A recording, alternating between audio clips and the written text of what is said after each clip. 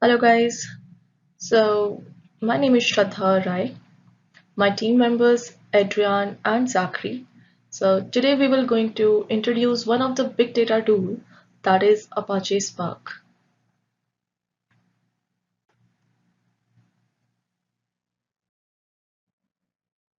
So first of all we will see what is big data analytics. So this is the process of examining large data sets to uncover hidden patterns, unknown correlations, market trends, customer preferences, and other useful business informations. Big data analytics is of two types basically, that is batch analytics and real-time analytics. So for batch analytics, we have one tool that is Hadoop, and for real-time analytics, we have Apache Spark. So now we will see what is Apache Spark. So Apache Spark is an open source distributed processing system tailored for big data tasks. It leverages in-memory caching and optimized query execution for efficient data processing. So development APIs are available in Java, Scala, Python, and R, ensuring flexibility for developers. Spark supports code reuse across multiple workloads, including batch processing, interactive queries, real-time analytics, machine learning, and graph processing. Its wide adoption spans industries like finance, online services, advertising, research, and cybersecurity.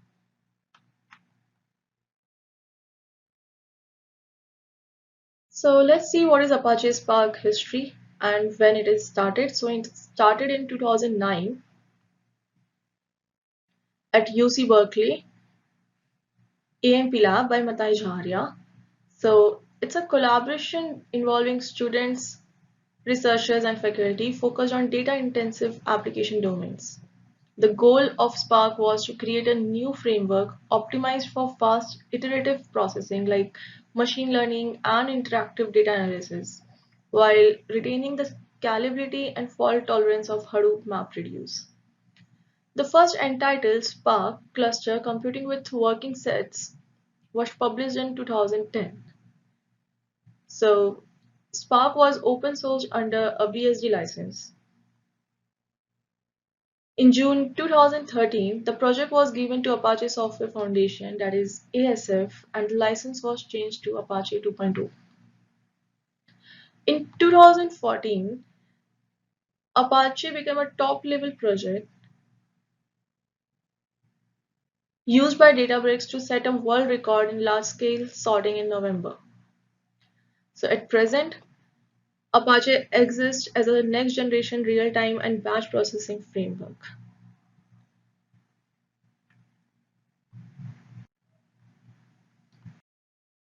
So let's see what's the difference between Hadoop and Apache Spark.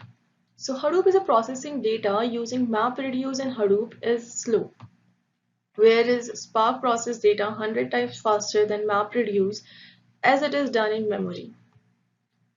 Performs batch processing of data, whereas Spark performs both batch processing and real-time processing of data. In Hadoop, it has more lines of code. Since it is written in Java, it takes more time to execute. Whereas in Apache Spark has few lines of code and as it is implemented in Scala. So Hadoop supports Kerberos authentication, which is difficult to manage, whereas Apache Spark support authentication via shared secret. It can also run on Yarn, leveraging the capability of Kerberos. So here the question arrives like why Spark?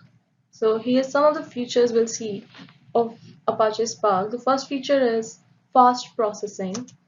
The most important feature of Apache Spark that has made the big data world choose this technology over others is its speed. Big data is categorized by its volume, variety, velocity, value, and veracity, due to which it needs to be processed at a higher speed. Spark contains resilient distributed datasets (RDDs) that save the time taken in reading and writing operations, and hence it runs almost 10 to 100 times faster than Hadoop. The second feature here is real-time processing. Spark is able to process real-time streaming data, unlike MapReduce, which processes the stored data. Spark is able to process the real-time data and hence is able to produce instant outcomes. The third feature here is better analytics. Contrasting to MapReduce that includes map and reduce functions, Spark has more in store. Apache Spark comprises a rich set of SQL queries, machine learning algorithms, complex analytics, etc. With all these Spark functionalities, big data analytics can be performed in a better fashion. The fourth feature is in memory computing.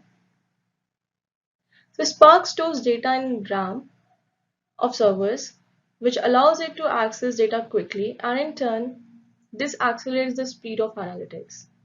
The fifth feature we'll see is flexibility. So Apache Spark supports multiple languages and allow developers to write applications in Java, Scala, R, or Python, equipped with over 80 high-level operators. This tool is quite rich from this aspect.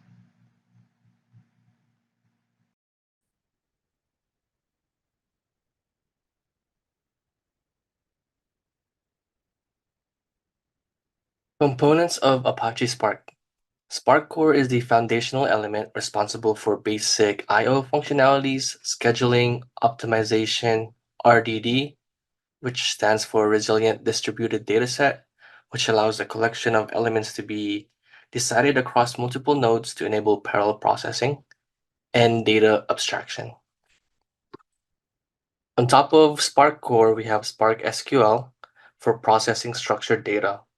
It provides a way to initiate SQL queries using SQL or the Hive query language on structured data stored in RDDs or other external databases.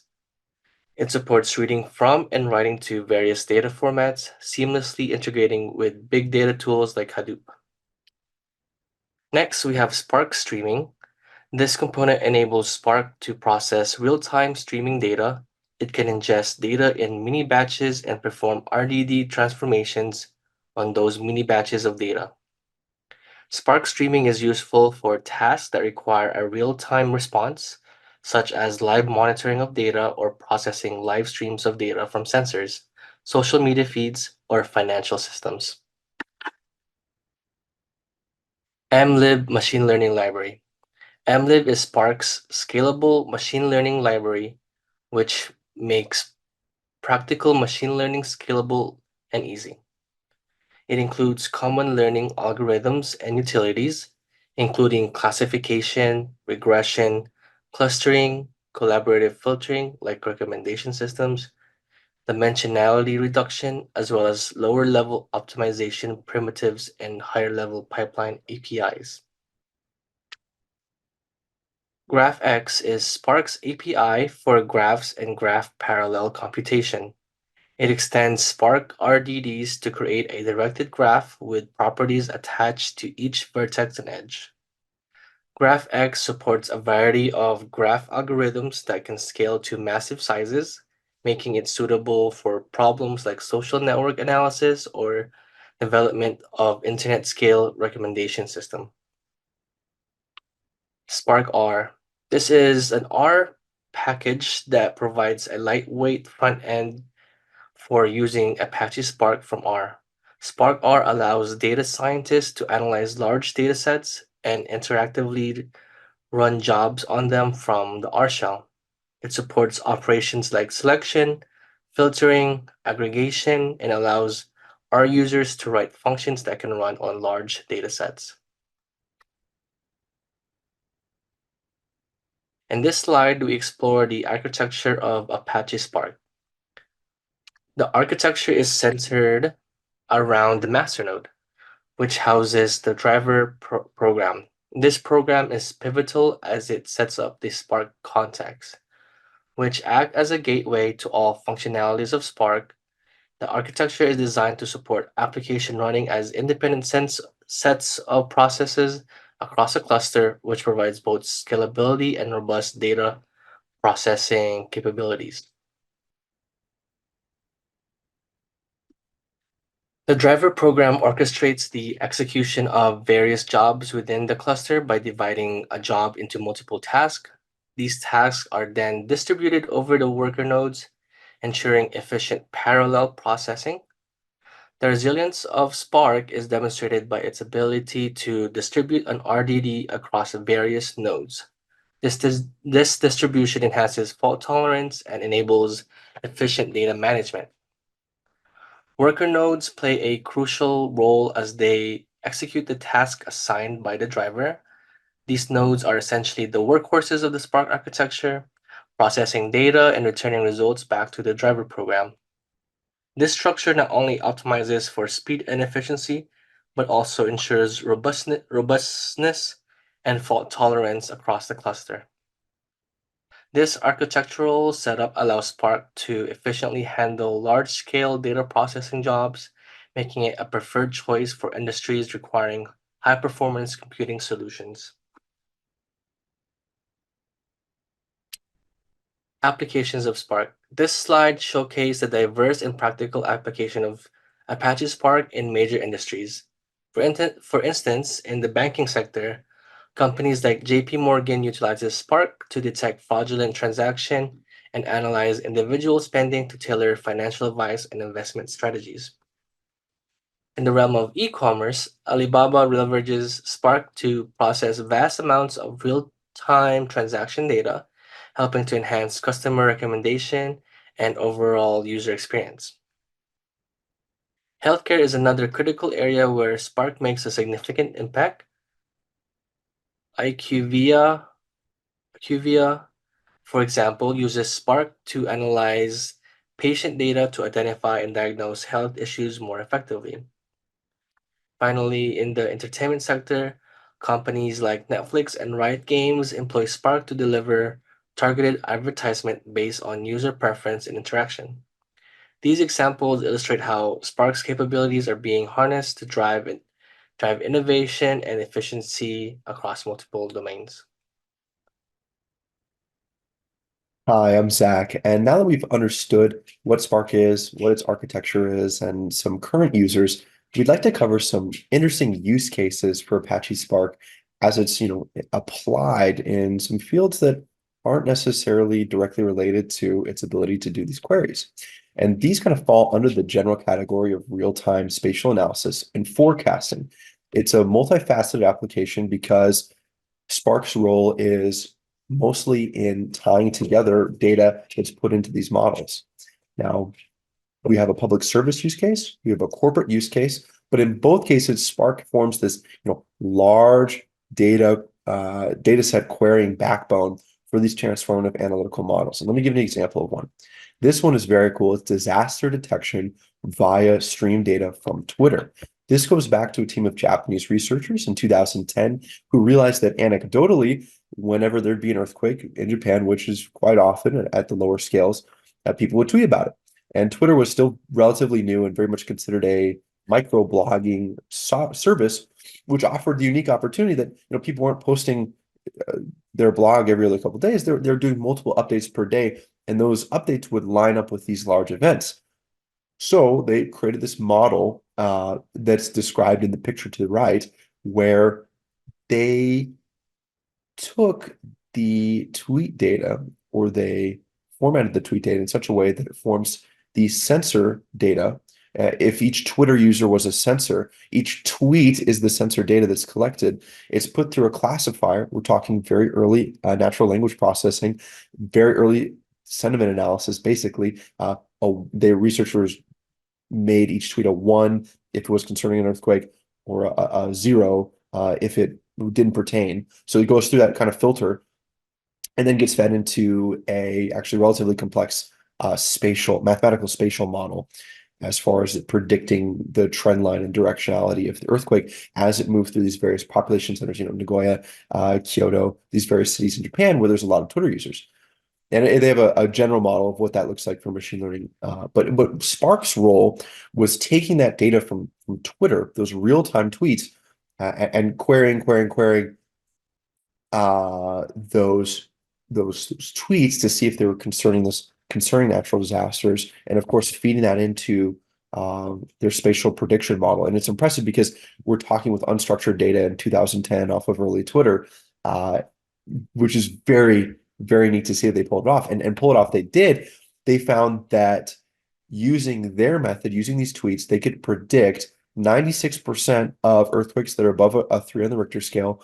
And they did it in about 20 seconds to a minute, where the Japanese Meteorological Agency was doing it around 6. So they beat them by 5 minutes, or 1/6 of the time. And of course, Apache Spark's role was streaming this data from Twitter, querying this unstructured data, and then of course after sorting it through the query, it then gets fed into this other model that's more of the independent algorithm created by the researchers. And you'll see the same thing again when we talk about its a more corporate role, where how Uber uses Spark streaming to and enhance their app's functionality. Now, how they do that? Well, first, ride requests, so users, location, destination, and the times of request. We're talking a myriad of spatial data, mapping data that's being streamed and queried from. Trip updates, the driver's location, the estimated time of arrival. Now we're working in some more what we would consider like columnar data. What's that? How far are they out? But it's still working with mapping data and user interactions. This is where it gets interesting. They're even tracking and streaming using Apache Spark's infrastructure the individual users' search queries. So what kind of rides are they searching for? Ride cancellations and payment method selections. So now we're really working with the mix of time series, columnar, spatial data.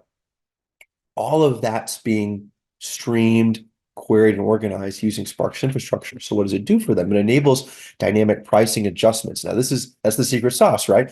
If there's a glut of users, if there's a drought of users, or if there's too many drivers, Uber's able to adjust their rates. Uber's able to allocate drivers and kind of pool them in a certain area where there's a lot of traffic. Obviously, all to balance supply and demand. That has other benefits. So it provides real-time monitoring. If the system detects some kind of anomaly, let's say it's a major sporting event, that can then trigger alerts to users. Hey, there's going to be delays for your ride, or hey, we're going to be increasing prices because of a glut of requests, right? And ultimately, what that does is allows for real-time decision making on the operational level of the app. So you're influencing the routing algorithm, to suggest quick routes, or you're matching drivers and riders with greater efficiency. Ultimately, you're reducing wait times and improving the service quality, which makes Uber a lot of money. But it wouldn't be possible if you didn't have an incredibly robust architecture that is taking a massive pool of data. Just think about one use of Uber's application. You're making multiple ride queries. You're putting in your payment information. You have your own destination, your scheduled time to arrival, your driver's destination, all these points of data for an individual kind of your index in the user's vast list of users. And that's being real time streamed, queried, processed, fed into their algorithm, and decisions being made off of it. And that wouldn't be possible without the backbone infrastructure of Spark streaming. Anyway, those are two very cool examples. I hope you enjoyed the presentation, and thank you so much. Have a great day.